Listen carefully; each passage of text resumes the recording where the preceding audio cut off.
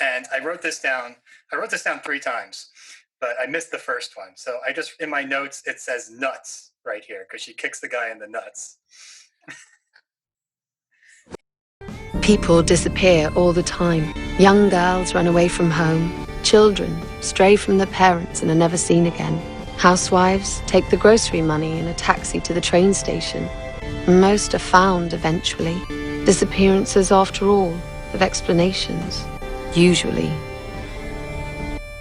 Welcome to Outlander Revisited, a series where we rewatch, review, and discuss episodes of the television series Outlander. Hi, I'm Kevin. I'm joined with Elizabeth, and we are discussing episode 4, season 1, The Gathering. Claire plots to escape during a clan gathering at Loch, but Jamie convinces her that she would fail. Escorting her back, he finds himself in a dangerous position with Colm that he had been trying to avoid, but manages to make an oath of loyalty while maneuvering himself out of trouble with his kinsman. Claire earns Dougal's respect while tending a dying man on a boar hunt, and he decides to take her with him on his rent-collecting tour. Yeah, that was a good synopsis. It kind of skips the whole beginning, though, which I think are the best parts of this episode. You're talking about kind of her ruse of playing with the kids to kind of scope out the entire castle. That was pretty smart. Yeah, this was the episode where I was like, oh, I like this show. Because it's good. Because it starts There's with... There's a lot of intrigue. Yeah, it starts with the fake out of she's running through the woods and you're supposed to think that they're chasing her. Then it's the kids. And then you realize she's doing that to reconnoiter the terrain so she can escape later. Yeah, and leaving like her ribbon or the little scarf thing, and she's leaving her breadcrumbs. Yeah, and the kid points it out. He's like, oh, you lost your thing. And she's like, oh, so I did. And I just like that she's playing with the kids. And they're even like, oh, this is even a better place than the north and then the east and the bog on the west. So after the kids are like gone, I love that her little voiceover is like, now I have to figure out what to do with my keepers, talking about Angus and Rupert. Mm-hmm. And her solution to that is to just put it in their minds that some woman is interested in the both of them. Oh, and yeah. Distract them, like them trying to chase after this lady is gonna distract them from watching her. And I didn't see any indication that she was at all interested. Not at all. That's all it took. None. That was pretty great. Yeah. There was music. There was like 1950s music interspersed in this episode. It's like all of the sort of like wartime. Those are actually really famous standards. I would have to go back and listen again, but they're like very famous standards from what is it, like 45 or something. Like they're very known, very recognizable. Yeah, so I guess it's supposed to be like she's in her headspace. She's thinking about the past, her past, the future. She's thinking about her past, her future past, whatever you want to call it. I think it's kind of fun too because that kind of, like you said, that reconnoitering at the beginning, maybe it makes her think of the war and like strategy. Mm-hmm. She's trying to figure things out, and she's kind of being a military strategist in her own mind of how she's going to escape. Mm-hmm. So anyway. Yeah. Let's see. She leaves the breadcrumbs. We get the music, her going through. She runs into Gallus. Galus? Yeah, it's like surprise Galus. Yeah. Surprise Galus. And Galus, suspicious, and the way that she asks questions of Claire, it's very strange. And you're like, is she spying? Is she trying to get her to trip up in some way? Because there's something she sees right through Claire. Oh yeah, because in this she totally knows that Claire is planning to run away because she suggests it over and over. Yeah, I wrote down that she knows from the food basket down there, and that Galus then goes through meticulously her drug cabinet because she's going, oh, what do I don't use valerian root like this. I don't use this potion. What does this do? Yeah, well, and she's like, the Highlands aren't any place for a woman to be alone. Yeah, so she knows what you're planning. She knows. There's no question at all. Mm-hmm. But there's again, someone asks her, she asks the question, "Oh, is your husband dead?" And she's like, "He's not alive." And I'm like, Mm-hmm. What are you saying things like that? It's a weird thing to say. And Galis like picks up on it. She's like, mm-hmm. Is he? Yeah, that's why I'm still suspicious of her. Yeah. She's an interesting character. And they have a conversation about faithfulness, and she says she's never been unfaithful to Frank. Mm-hmm. So, and that seems pretty truthful, because she's not, there's no reason to lie in this scenario. No. There could, so. That's like the one thing that she is being completely truthful about. Mm-hmm. Yeah. Let's see. Then she gets a new dress. Oh yeah, and this is another moment that a lot of different. So she has this plan, mm-hmm. and a lot of things keep interrupting her plan. And right here, it's Mrs. Fitz because she's like, "No, I don't want to go to the." Then I don't know if you know this, but when Mrs. Fitz is moving through that upper gallery area, and she says some kind of bitchy things to lady, that's the author of the books. Oh. It's a cameo. And I didn't know that until I was like, who is this woman? Like, why is she significant? And then I saw like one of the post-episode discussions of like the producer and the director. But I think that's kind of a fun little, that's why she gets this moment, is because that's the author. Oh, nice. I have Mrs. Fitz burn right there for just got her.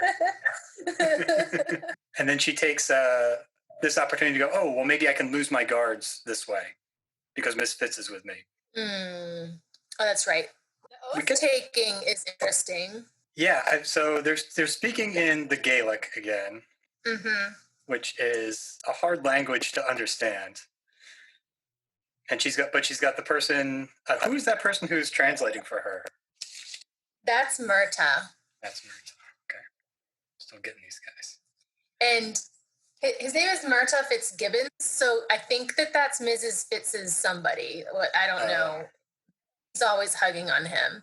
Okay, so close male relative, part of the staff of the castle. Yeah, so he's like all with Dougal and all them, but yeah, he's one of my more favorite characters. Yeah, and another feisty Scott moment I have here is just the person who goes shh.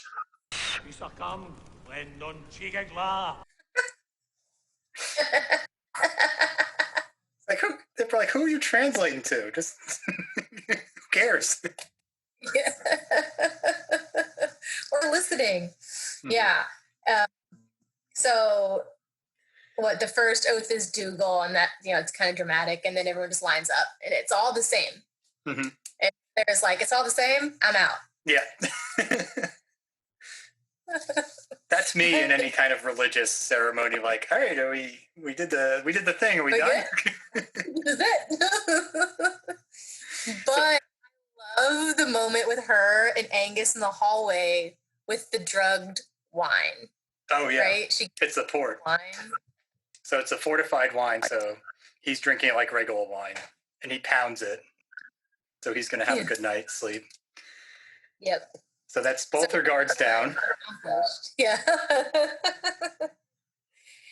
The one thing I'll go back to and say about pledging the fealty I found interesting, just a bit of the mix of the Catholicism and the pagan ritual, is that they pledge on Jesus and they pledge on their holy iron, which is their weapon, their steel. Mm-hmm. So that's a holdover from their pagan tradition where the iron was considered a gift from the gods.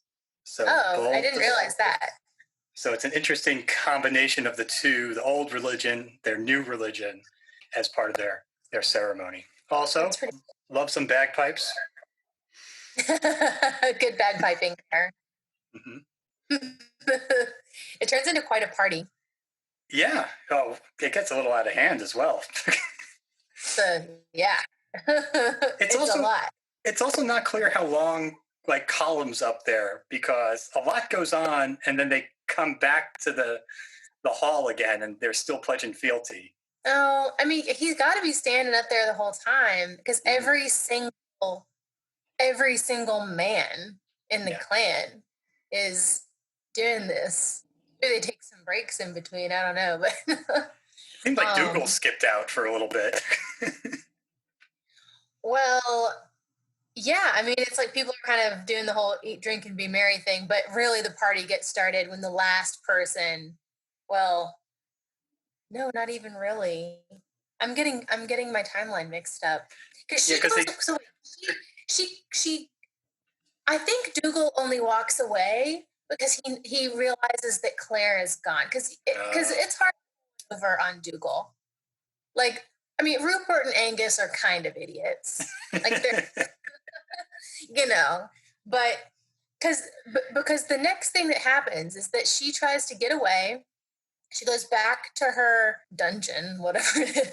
Yeah. But she runs into Leary in the hallway. Mm-hmm. That turns out to be a pretty fateful encounter. Yeah. Because she wants a love potion. Okay. Did you laugh your butt off when it's like horse poop? It's like literally horse crap that she gives as a love potion. Well, yeah, and then I was like, what, is he going to eat it? What is she going to make him do? But she just has to drop it in front of Sprinkle it around. Just sprinkle some horse crap. Like, here's a love potion. It's literally horse poop. What got me was there's no place like love. Click your heels 3 times. Because that made me pause and go, wait a second. I always forget how old a Wizard of Oz is. It was like the 30s, so yeah. Yeah. but it's a little cheesy. I don't know. It's like, there's no I love, of course. But then, okay, so it's as she's leaving, she's trying to leave, right? Yeah. It's already in her her cloak and all this stuff, and then she runs into like some randy dudes in the hallway, and has to like fight them off, and that's when Dougal has gone looking for her. Yes, and so she fights them off, and I wrote this down 3 times. But I missed the first one. So I just, in my notes, it says nuts right here because she kicks the guy in the nuts. But the first time I wrote that down was when she was playing the game with the kids and she falls down and she looks up Angus is killed. Oh gosh, I forgot about that. And there's a third one coming too. Yeah, but so she gets a kick in the nuts on one of the guys, and then Dougal helps take down the other 2. But then Dougal has a weird. He's kind of rapey. Encounter. Yeah, he's a little rapey, but not that this is condoning it or anything. He's not as aggressive. He's a little bit more romantic with it. Ew. He's forcing a kiss rather than. I don't know. Maybe I'll just stop here. Well, she takes care of it. Yeah. Put it that way. Yeah. She knocks him on the head with a chair. Stool on the ground. That was conveniently there. Then she's off to the races. She's like, all right, I just took down the number 2 in the house. I gotta get out of here.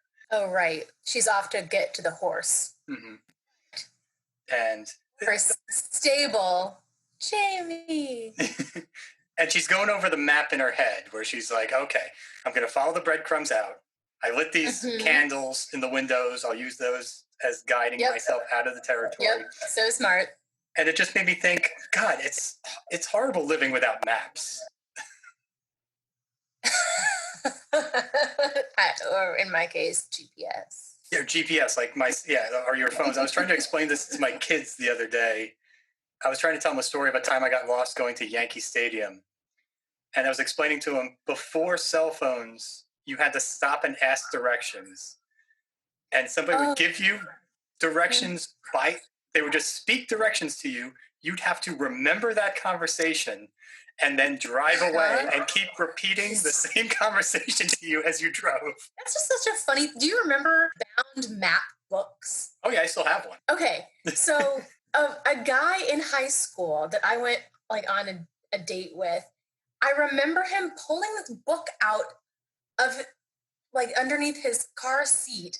And we found what he was like, all right, I got to go here, flips the page. All right. Okay. All right, here we go. And we drove off to whatever theater, but I never had a map book. I needed a map book. I was perpetually like not knowing where I was going. So Claire is impressive. Yes, but we also didn't see her get very far. Yeah. So Jamie kind of crushes all her hopes and dreams right there, doesn't he? Yes, and I love that it's the second fake out where this episode's saying it's going to be about an escape, and then Jamie just goes, "Oh, you made this isn't going to work. You don't have enough food. Yeah. You don't know where you're going. You barely speak the language." I wrote down crushing her dreams with logic. And she even says, like, "Hold on, I need a moment because I've been dreaming of this for weeks." Yeah. Let me get myself together. Extra guards. Yeah. Okay, fine, Jamie. And so he knew too. He was picking up on the signs. He's no dummy. And she tells him, "I can't because Dougal, I knocked him out." And he's like, "Yeah, he's probably a little drunk. He's probably a little ashamed." He won't tell. Yeah.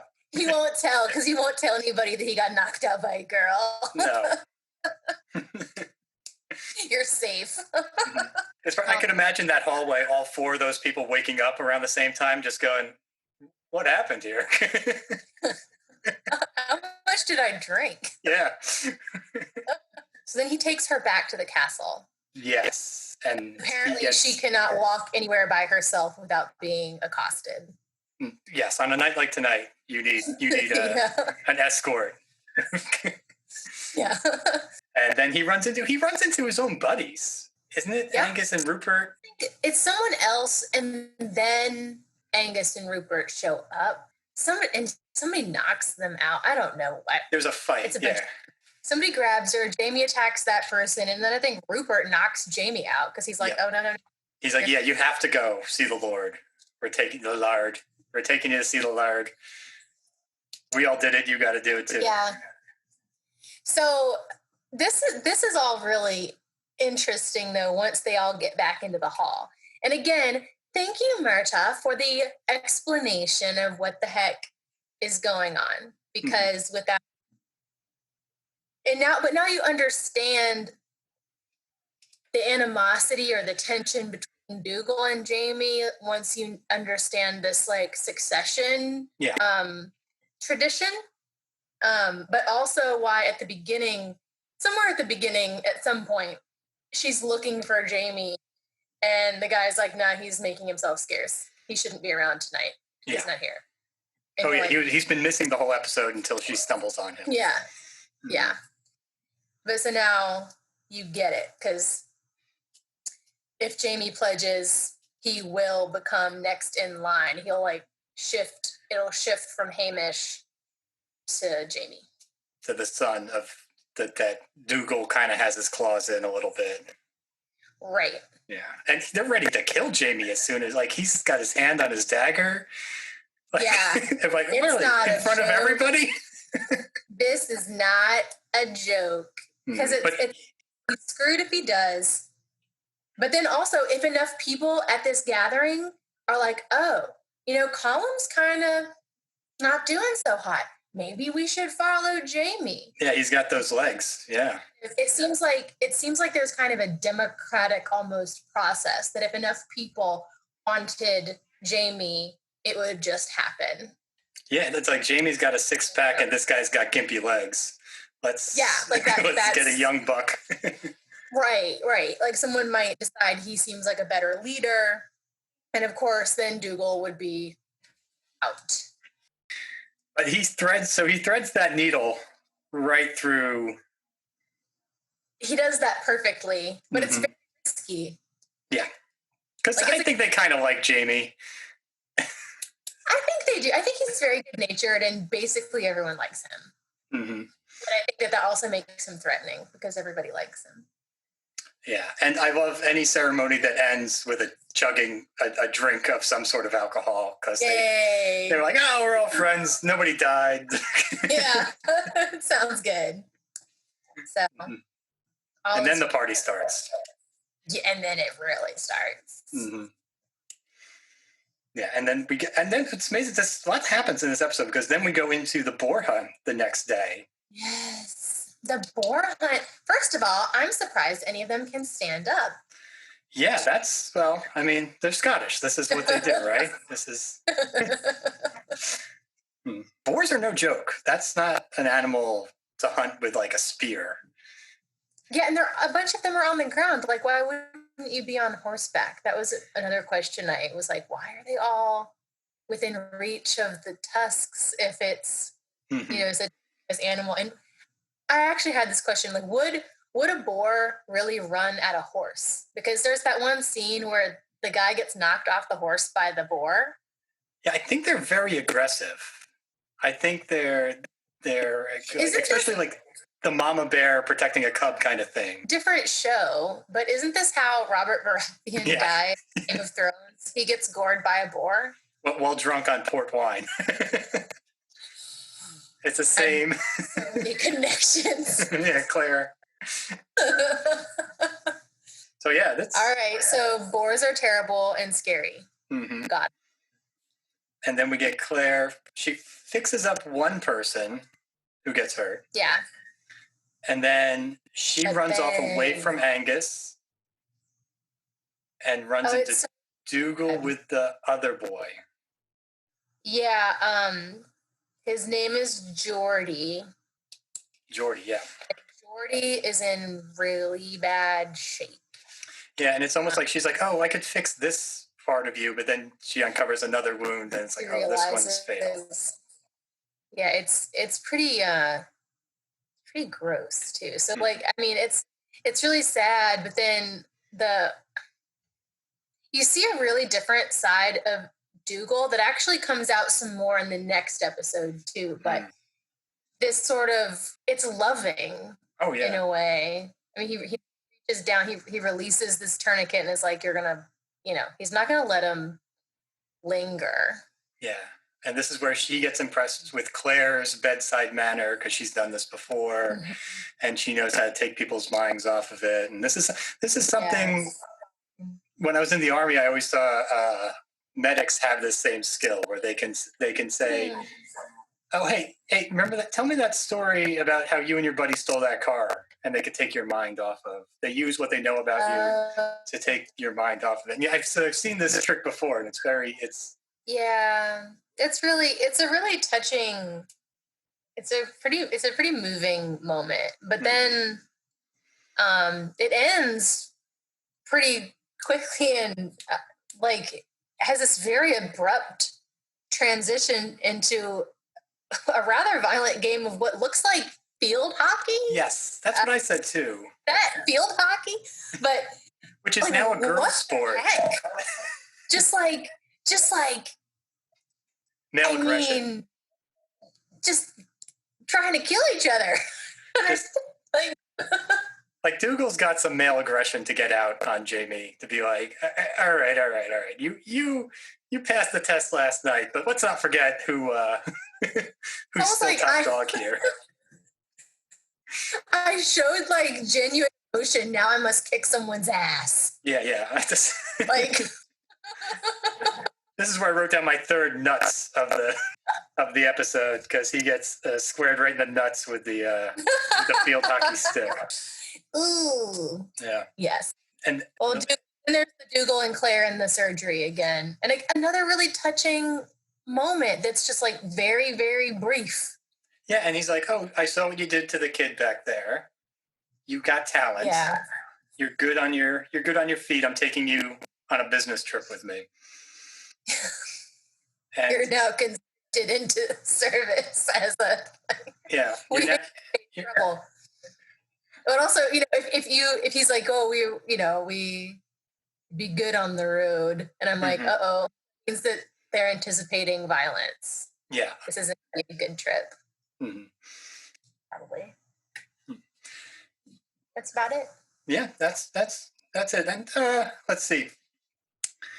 Great Scott Award is hard to give out. I don't want to give it to Dougal, even though he had a pretty poignant episode. So I'm going to give it to whoever said shh.